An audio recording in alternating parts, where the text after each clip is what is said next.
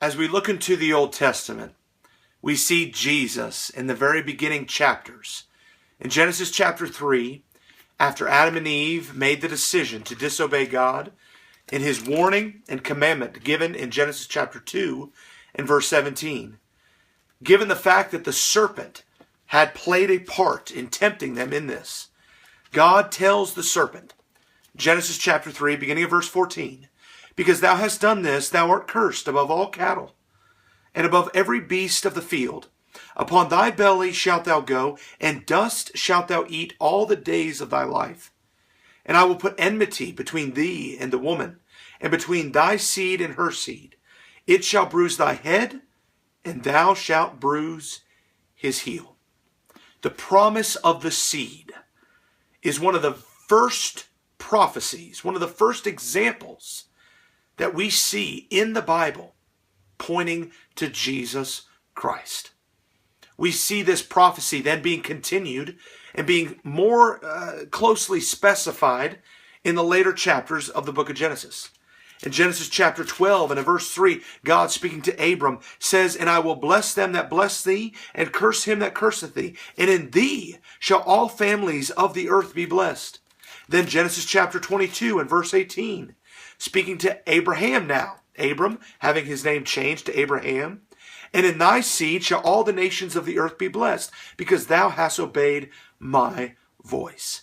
See, that seed that God had referenced back in Genesis chapter 3 in verse 15 is now being referenced again. The promise is being continued to be heralded through Abraham.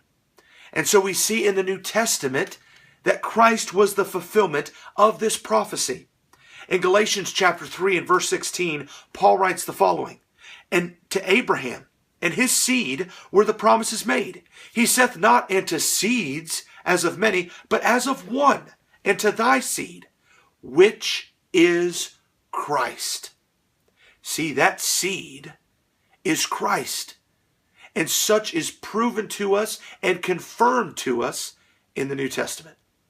Then in Galatians chapter 4 and verse 4, regarding the fact that the seed would be of a woman, Paul mentions the following. But when the fullness of time was come, God sent forth his Son, made of a woman, made under the law.